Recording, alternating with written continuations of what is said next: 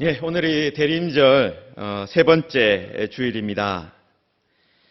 대림절 두 번째 주일은 세례 요한을 통해서 회개를 선포하고 또 주님의 오심을 기다리는 그런 시간이었다면, 이 대림절 제 3주일은 빌립보서 4장 4절 또 5절 말씀을 근거로 해서 라틴어로는 가우데테라는 그런 주일로 불렸습니다. 그 라틴어로 가우데테가 기뻐하여라, 그런 의미예요. 그러니까 그 빌립보서 4장 4절에 가장 먼저 나오는 기뻐하라라는 그것을 이제 라틴어로 가우데테라고 합니다. 주 안에서 항상 기뻐하라. 내가 다시 말하노니 기뻐하라. 너희 관용을 모든 사람에게 알게 하라. 그럼 그 다음에 무슨 말씀이 나옵니까? 바로 주께서 가까우시니라. 바로 대림절에 가장 어떤 상징적인 말씀이라고 할 수 있는 주께서 오신다, 주께서 가깝다, 그 말씀이 연결되는 것을 볼 수 있습니다. 여러분, 주께서 가까울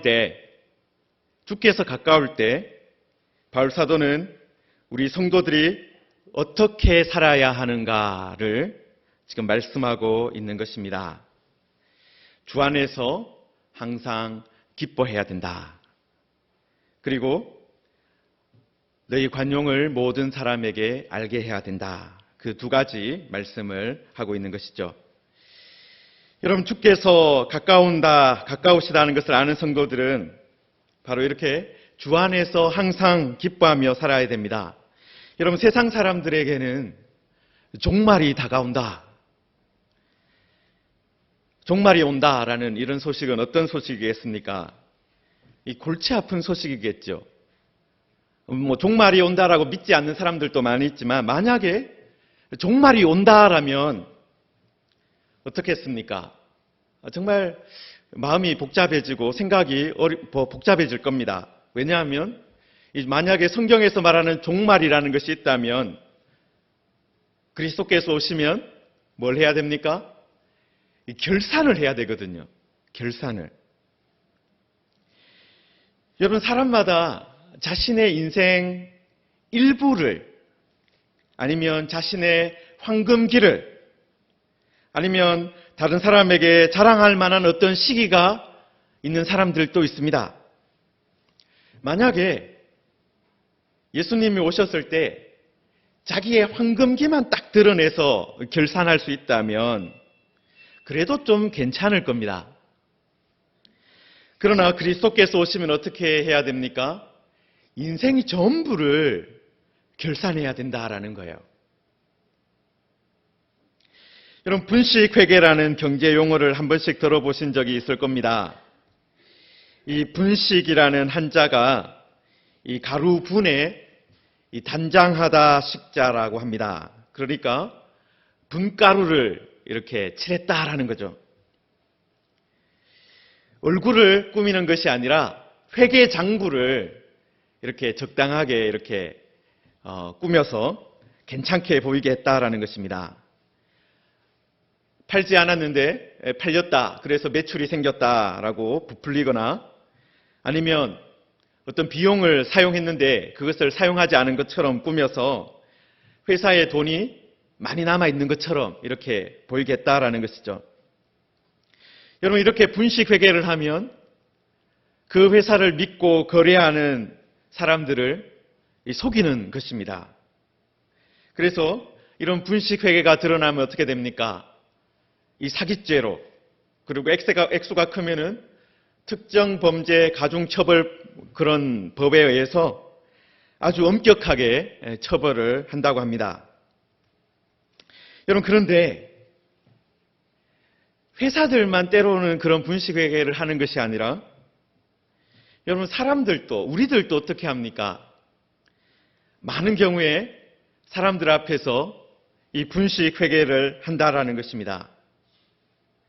지금 괜찮은 것처럼, 지금 인생의 황금기를 보내고 있는 것처럼, 그리고 좋은 사람인 것처럼 분을 칠하고 살아간다라는 것이죠.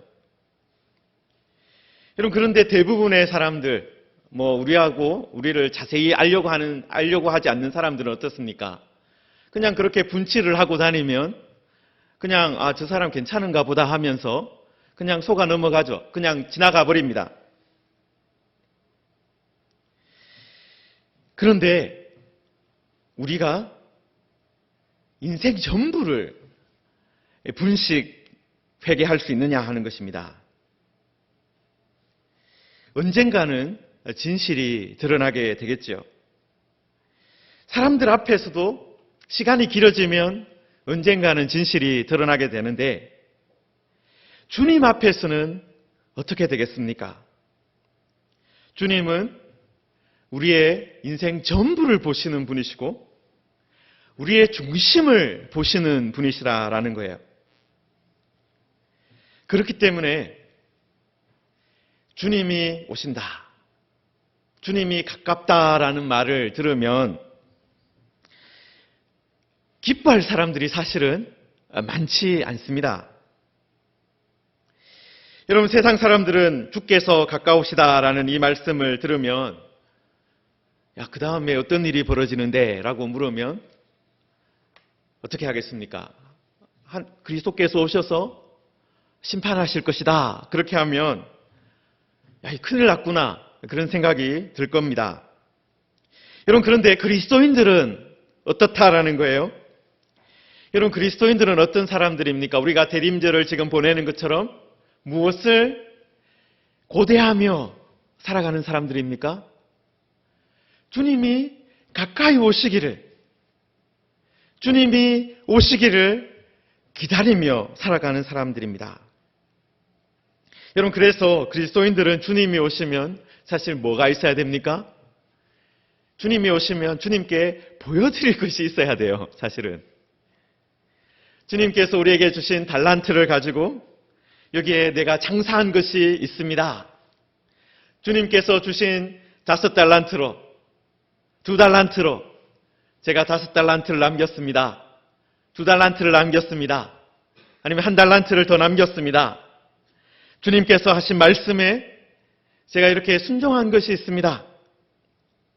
그래서 마치 숙제를 다 마친 어린아이처럼 엄마 아빠가 빨리 오기를 기다리는 그런 마음이 있어야 한다라는 거예요. 그런데 안타깝게도 많은 그리스도인들도 주님께서 오시는 것이 이렇게 반갑지 않을 때가 많은 것 같습니다. 자, 그런데 중요한 것이 하나 있어요. 사실 우리가 순종한 것, 우리가 아름답게 산 것, 또 우리가 숙지한 것, 사실 그것이 얼마 되지 않는다라는 것입니다. 여러분, 하나님의 말씀 전부에 비하면 우리의 순종은 어떤 것입니까? 아주 작은 거예요.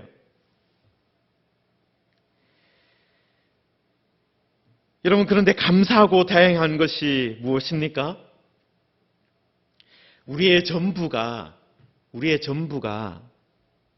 어디에 들어가 있습니까? 오늘 말씀에도 나와 있듯이 주 안에 들어가 있는 거예요.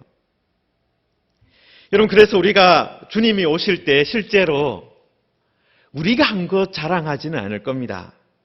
우리의 공로를 자랑하지는 않을 겁니다. 주님이 오실 때 우리는 무엇을 자랑하겠습니까? 우리가 주님의 십자가를 의지했습니다. 주님의 십자가 때문에, 주님의 그 십자가 사랑 때문에 여기까지 왔습니다. 바로 그 주님의 십자가를 자랑하고 감사할 것이다 라는 거예요. 여러분, 그래서 이 항상 기뻐하라라는 이 명령도 주 안에라는 이 수식어가 빠져버리면 아무것도 아닙니다. 우리가 주 안에 있기 때문에, 주님의 십자가 안에 있기 때문에, 그 복음 안에 있기 때문에 우리는 마지막에도 안전할 것입니다.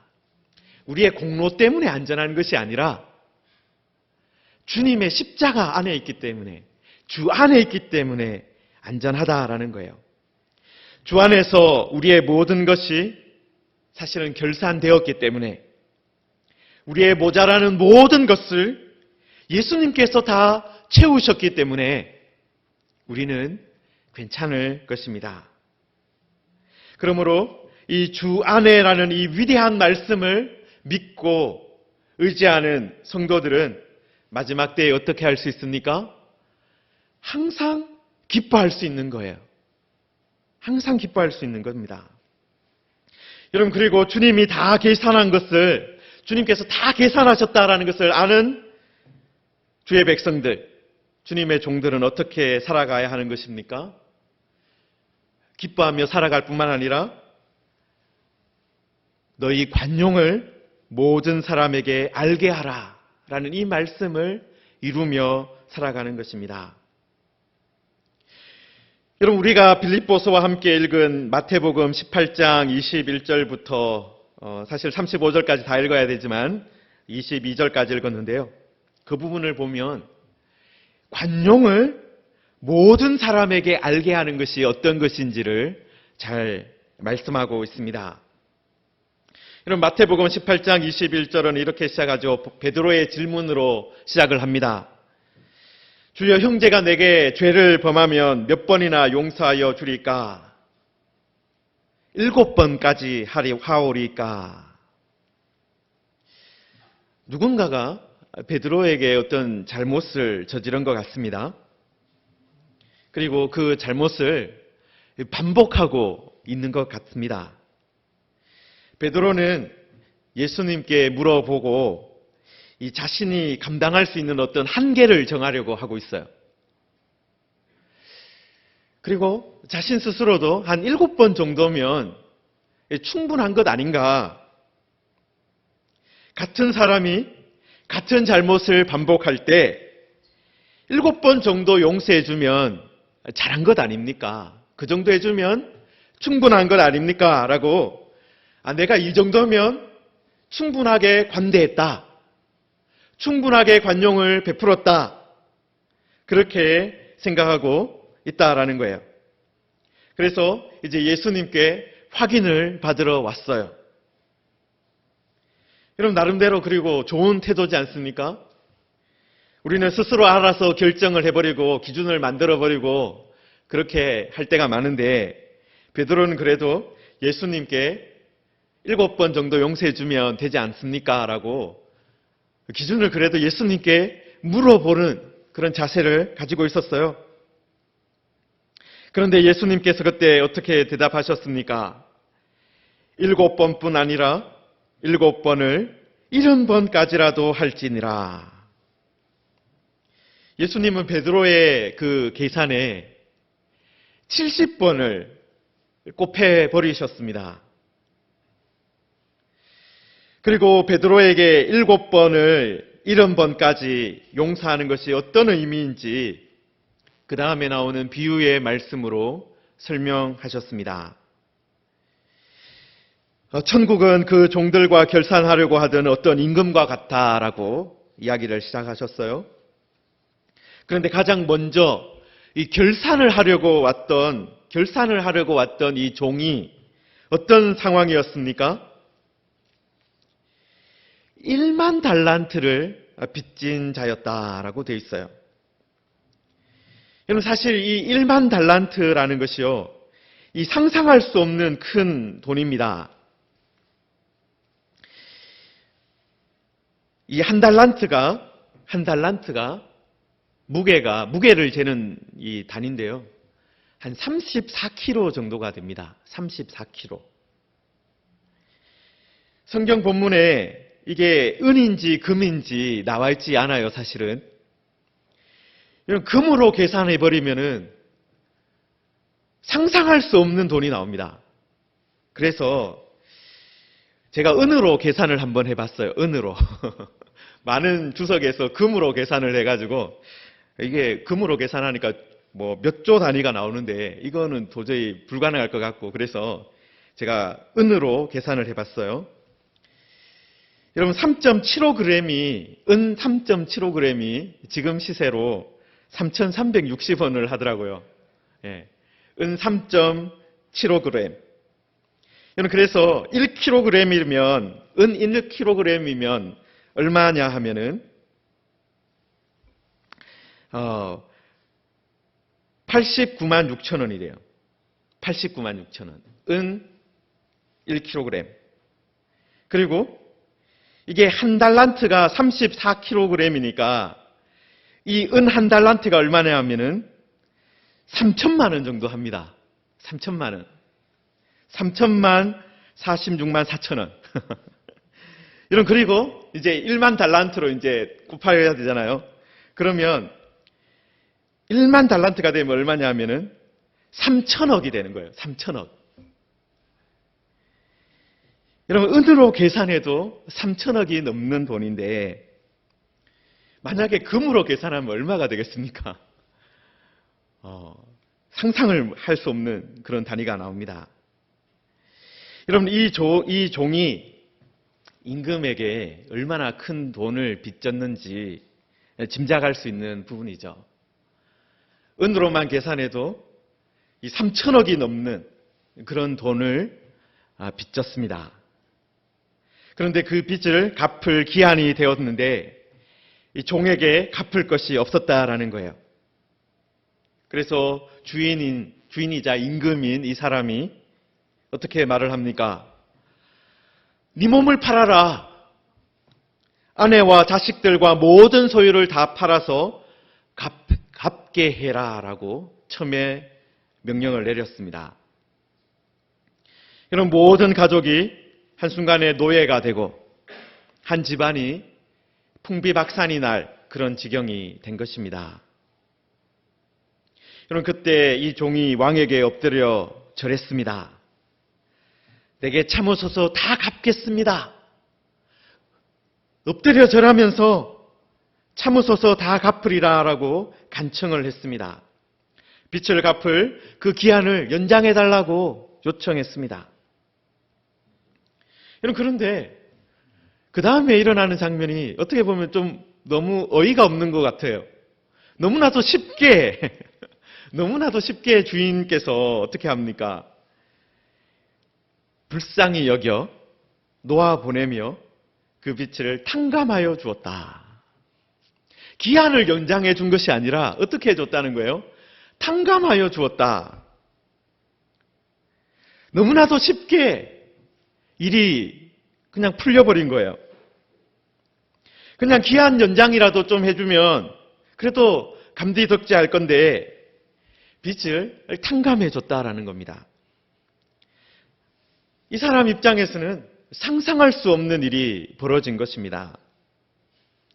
여러분, 이 사람은 이제 어떻게 된 겁니까? 자유를 얻은 거죠. 본래는 어떻게 돼야 됩니까?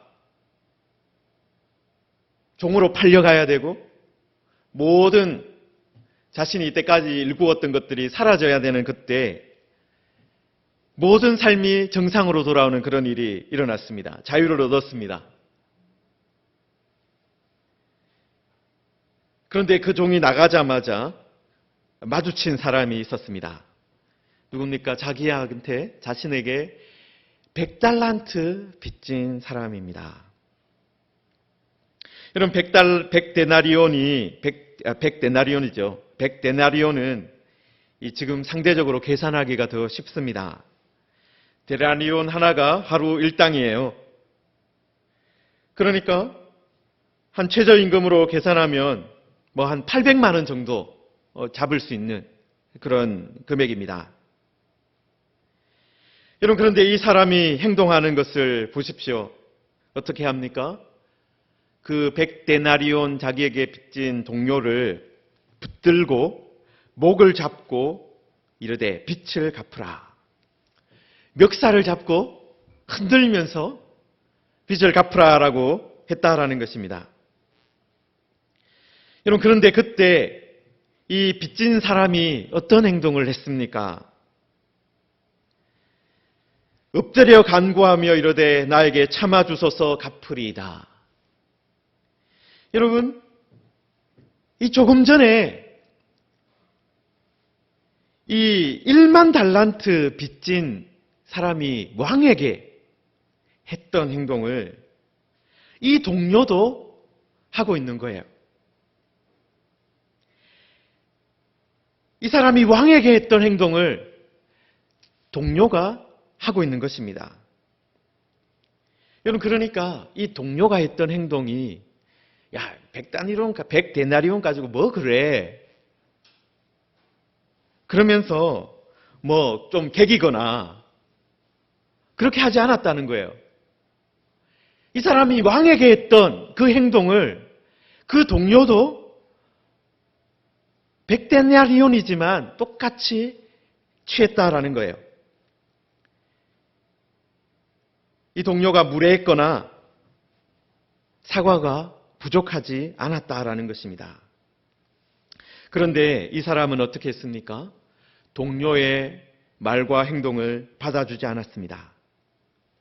빚을 갚도록 옥에 가두었다. 관용을 전혀 베풀지 않았다라는 것입니다. 여러분, 예수님과 베드로의 앞선 대화에 비추어 보면은 종은 어떤 은혜를 왕에게 입은 것입니까? 7번 용서받는 정도가 아니라 7번을 70번 용서받은 그 정도의 은혜를 받은 거예요, 사실은. 그런데 이 종이 하는 행동이 어떻습니까? 자기 동료의 그 100데나리온은 탕감해 줄 수 없었다라는 거예요. 7번을 70번 용서받은 것 같은 그런 은혜를 입었는데 자기 삶에서는 7번 용서가 안 되는 겁니다. 여러분, 그런데 그 일을 왕이 알게 되었습니다. 그리고 왕이 다시 그 종을 불렀죠. 그리고 그 종에게 어떻게 말합니까? 악한 종아라고 말하고 있습니다. 악한 종아.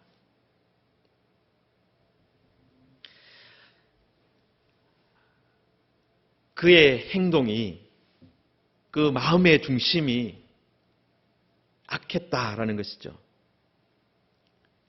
내가 빌기에 내가 내 빚을 전부 탕감하여 주었거늘 내가 너를 불쌍히 여김과 같이 너도 내 동료를 불쌍히 여김이 마땅하지 아니하냐. 여러분, 이것을 보면 주인이 어떤 것을 기대하고 있었는지 나와 있는 것입니다. 종도 어떤 것을 하기를 기대하고 있었습니까? 자기처럼, 종이 주인처럼 그렇게 행동하기를 기대하고 있었다라는 것입니다. 종이 주인을 닮기를 기대하고 있었다라는 거예요. 1만 달란트를 탕감받은 것처럼 동료의 100데나리온을 탕감해 주기를 기대하고 있었다라는 것입니다. 여러분, 그런데 종은 주인에게 탕감받은 것만 기뻐했지 동료를 용서해주고 탕감해주는 것은 좋아하지 않았다라는 것입니다. 사랑하는 성도 여러분, 그런데 이것이 사실 우리의 모습이기도 합니다. 여러분, 예수님께서 이 말씀을 하셨다는 것 자체가 어떤 것이겠습니까? 바로 우리들에게 들으라고 하시는 말씀이잖아요. 여러분, 우리도 어떤 모습입니까? 주인에게, 윗사람에게 용서받기를 늘 기대합니다. 하나님께서 우리의 죄를 늘 용서해 주시기를 기대하고 있습니다. 그런데 우리들은 종종 어떻게 합니까? 무엇을 거부합니까? 우리의 동료를, 우리 주변에 있는 이웃을 용서하는 것. 그것은 거부한다라는 것입니다. 7번이면 충분하지 않습니까? 하면서 제한을 두고 사실은 그것보다 훨씬 더 용서해 주지 않는 그런 삶을 살아간다라는 것입니다. 여러분, 7번이면 충분하지 않습니까? 라는 그 말은 어떤 것입니까? 그것을 세고 있다라는 거예요, 지금.